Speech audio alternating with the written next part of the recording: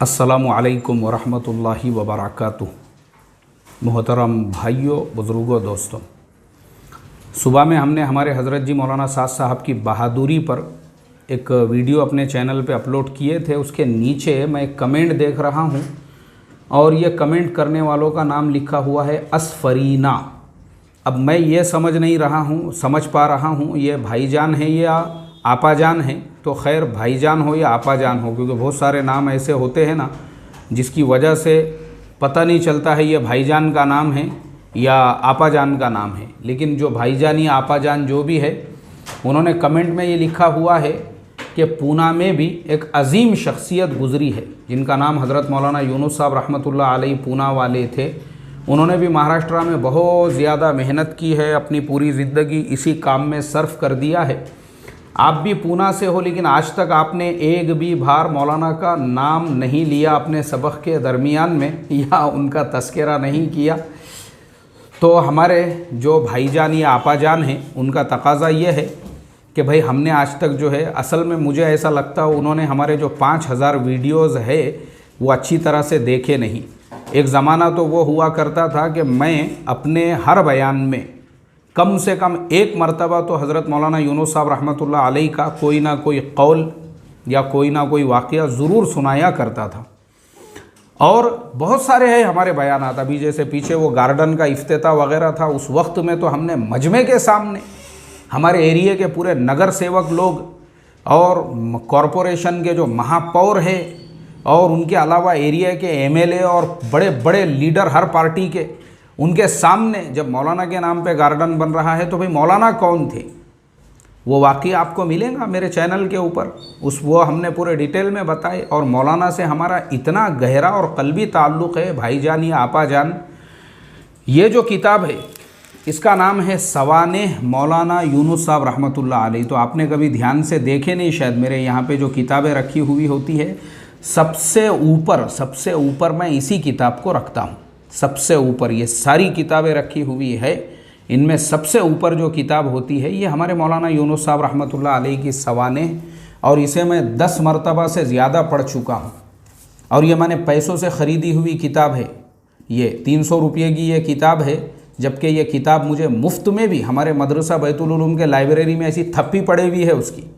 जब मैं मदरसे में रहता था तो पढ़ते रहता था, लेकिन मैंने कहा कि नहीं, जब मैं अपने ऑफिस के लिए किताब ले रहा हूँ तो ये मैं मेरे पैसों से, फाउंडेशन के नहीं, मेरे अपने जेब के पैसों से मैं ख़रीदूँ, ताकि मेरे दिल में इस किताब की भी अज़मत रहे और मौलाना से जो दिली ताल्लुक़ है और रोज़ाना मैं उसको पढ़ता रहूँ। तो 10 मरतबा से ज़्यादा ये किताब का पढ़ना मेरा हो चुका है, मौलाना के ज़िंदगी के हालात और सारी चीज़ें। तो इसलिए हमने ये किताब ख़ास तौर पे हमारे सारे किताबों के ऊपर इसीलिए रखी हुई है ताकि हमारे हर वीडियो के अंदर तमाम देखने वालों को नज़र आए कि भाई हमारी किताबों में सबसे ऊपर हमारे मौलाना यूनुस साहब रहमतुल्लाह अलैह की जो सवानेह हैं हमने उसको जगह दी हुई है। अच्छा, उसका रीज़न बताता हूँ मैं आपको, भाईजान या आपाजान। असल में ऐसा है ना कि बहुत सारे लोग तो वो होते हैं जिनको हमने ज़िंदगी में कभी देखा हुआ नहीं होता है, हमने सिर्फ उनके किस्से सुने हुए होते हैं, कहानियाँ सुनी होती है। जैसे आज के ज़माने में हम भी जो है, बहुत सारे हमारे ऐसे जो बड़े हैं, हमारे ऐसे जो अकाबिर हैं जिनको हमने नहीं देखे और हम आज उनके वाक़यात वग़ैरह सुनाते हैं, बयान करते हैं। लेकिन हमारे मौलाना यूनुस साहब रहमतुल्लाह अलैह के साथ मेरा जो खुसूसी दिली ताल्लुक़ रहा, मैं उस वक्त में जामिया इस्लामिया काशिफुल उलूम औरंगाबाद में पढ़ता था और मुझे याद है उस वक्त में पूरे ज़िले का एक जोड़ था और जामे मस्जिद की जो सीढ़ियाँ हैं वहाँ पे कुर्सी रखी हुई थी और उस पर बैठकर मौलाना यूनुस साहब रहमतुल्लाह अलैह बयान फरमा रहे थे मगरिब के बाद में। और मैं जो है एकदम वही जहाँ पे मौलाना जो तख़त पे थे बिल्कुल उनके सामने, जबकि मेरी उम्र उस वक्त मुश्किल से 12-14 साल रही होंगी। उस वक्त की मैं बात बता रहा हूँ, मैं बिल्कुल मौलाना के सामने बैठ के, ऐसी मुंडी मेरी ऐसी और पूरे ध्यान से, वो मेरा ज़िंदगी का पहला बयान था जो मैंने बिल्कुल मौलाना के सामने बैठकर पूरा सुना। और वो सुनते ही मैं मौलाना के साथ साथ चलने लगा। मैं देखने लगा कि भाई मौलाना कहाँ जाते हैं। मैंने मुसाफ़हा वग़ैरह किया, मौलाना ने मेरे पीठ पे हाथ रखे और मुझे साथ में लेकर जो है मौलाना वज़ू के लिए आगे बढ़ रहे थे। कहाँ के है, किस गांव के है, क्या पढ़ते हो, ये सारी बातचीत मौलाना मेरे साथ में करते रहे। और वही करते करते हम लोग पहुँचे तो फिर मौलाना को मैंने देखा कि मौलाना तहारत के लिए खड़े हुए हैं। उनके लिए कोई मखसूस बैतुल खला नहीं, कोई मखसूस तहारत खाना नहीं। आम लोग मस्जिद के बिल्कुल बाजू में जो तहारत खाना एक ज़माने में बना हुआ था, अब मुझे पता नहीं वो है या नहीं है, वो तहारत खाने में लाइन लगा के मौलाना भी खड़े हुए हैं, आम साथियों के जैसा। और मौलाना जो है जब फारिग हुए फिर उसके बाद में वज़ू वगैरह करके मस्जिद के अंदर आप नमाज के लिए तशरीफ़ ले गए। ये मेरे ज़िंदगी का पहला वाक़या। फिर उसके बाद में जब हम खुद प्रैक्टिकल दावत के काम में लगे, हमारा भी वक्त लगने लगा, तो मौलाना से इतना गहरा और इतना दिली ताल्लुक़ कायम हो गया कि जो हमारे महाराष्ट्र में छोटे छोटे जोड़ होते थे मार्च के महीने में, उसके बाद जुलाई के महीने में और फिर उसके बाद सर्दियों में नवंबर दिसंबर के टाइम पे, ये 3 तरतीबें जो है ना, ये हमारे मौलाना यूनुस साहब रहमतुल्लाह अलैह की कायम करदा है। उसी की ये बरकत है कि आप महाराष्ट्र में कहीं का भी सफ़र करो, ख़ास तौर पे मराठवाड़े के इलाके में अगर आप निकल जाओ, वहाँ पे किसी के भी कंधे पे हाथ रखो, आप किसी भी मसलक का रहने दो, उसके कंधे पे सिर्फ आप हाथ रखो और उससे ये पूछो कि भाई दावत के काम में कुछ वक्त लगा या नहीं लगा। मैं आपको गारंटीड कहता हूँ ज़िंदगी में कम से कम 3 दिन तो लगे हुए मिलेंगे हर आदमी के, और चिल्ले वालों की तो कोई गिनती ही नहीं है माशाअल्लाह। तो ये जो माहौल बना ना, ये माहौल, वो जो 3 जोड़ थे, एक तो मार्च वाला, जुलाई वाला और नवंबर दिसंबर वाला, वो तरतीब मौलाना ने अपनी ज़िंदगी में कायम किए थे, जिसकी वजह से पूरे सूबे में मौलाना का सफ़र होता था और माशाअल्लाह हलचल रहती थी। यानी हर 4 महीने में एक सफ़र, तो ज़रा एनर्जी आ जाती थी लोगों के अंदर। और हम वो टाइम पे क्या करते थे, जो मौलाना की एक तो 3 मजलिसें होती थी, एक उलमा की मजलिस, दूसरे जो है पुराने काम करने वालों की मजलिस और तीसरी उमूमी मजलिस। हम हत्तल इम्कान कोशिश करते थे कि भाई मौलाना के बिल्कुल सामने बैठे और तीनों मजलिसों से इस्तेफ़ादा करें। पड़ोस के भी ज़िलों में हम जाते थे कि चलो अपना ज़िला हो गया ना, पड़ोस में भी कम से कम मौलाना का बयान सुनने के लिए मिलेगा। इतना लगाव, इतनी दिली मोहब्बत हज़रत मौलाना के साथ में थी। और फिर उसके बाद मेरा आखिरी बयान जो मैंने मौलाना के सामने बैठकर सुना, वो बीड़ के इज्तिमा का बयान था। और मैं आपको वो मेरे उस इज्तिमा की भी एक खुसूसियत बता दूं कि मैं मौलाना के सामने, यानी मैं पहले तो पिंडाल के एकदम पीछे था, पीछे होने के बाद में मगरिब बाद, और अचानक मैं बोला यार ये क्या, ये बयान समझ में नहीं आता, ये लोग क्या बयान करते, यानी बैठे हुए जो रहते तख़त के ऊपर। उस वक्त में हज़रत मौलाना, उस वक्त में जो है यानी हज़रत मौलाना यूनुस साहब रहमतुल्लाह अलैह की कोई मजलिस नहीं हुई थी 3 दिनों में उमूमी तौर पे। लेकिन आखिरी दिन जैसे ही मगरिब के बाद में हमने पिंडाल के एकदम पीछे हम और सुने कि नहमदुहु व नुसल्ली अला रसूलिहिल करीम अम्मा बाद, पूरा बाज़ार खाली। अभी तक जो मजमे को पिंडाल में भेजने वाले थे परेशान हो गए, लोग सुन रहे क्यों नहीं, लेकिन मौलाना का खाली नहमदुहु व नुसल्ली अला लोगों ने सुना, पूरी कौम पिंडाल के अंदर चले गई।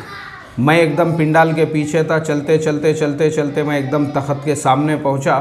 और जब मौलाना के बिल्कुल सामने चले गया, जहाँ से मुझे बिल्कुल मौलाना साफ़ तौर पे चेहरा नज़र आने लगा, फिर वहाँ पे एक जगह देख के मैं बैठ गया। वो मेरा आखिरी बयान था। और उसकी खुसूसियत ये थी कि उसी बयान के, यानी उसी इज्तिमा के अंदर, मैं इज्तिमा में था और मेरे घर पर मेरे जो फ़र्जंद है, ये बाजू में मेरे बैठे हुए हैं, काम कर रहे हैं, इनकी विलादत की खुशखबरी मुझे मिली उसी इज्तिमा में। मेरे एक रिश्तेदार तशरीफ़ लाए, उन्होंने बोले अरे, क्योंकि वो ज़माने में जो है मोबाइल वगैरह का इतना रिवाज नहीं था, उन्होंने कहा अरे बोले आप इज्तिमा में हैं? मैं बोला जी माशाअल्लाह। अरे तुम्हारे लिए खुशखबरी ये है अल्हम्दुलिल्लाह आपके यहाँ पे लड़के की विलादत हुई है। मैंने कहा अल्लाह का करोड़ों दर्जे करम, अल्हम्दुलिल्लाह।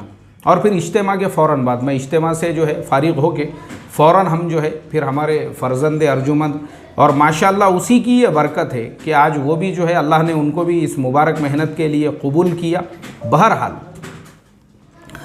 तो हमारे भाईजान या आपाजान जो भी है, आपने जो सवाल किया है, तो हमारे पुराने वीडियोज़ वगैरह अगर आप देखोगे तो उसके अंदर आपको मिलेगा मौलाना से मुताल्लिक़ बेशुमार वीडियोज़ है हमारी।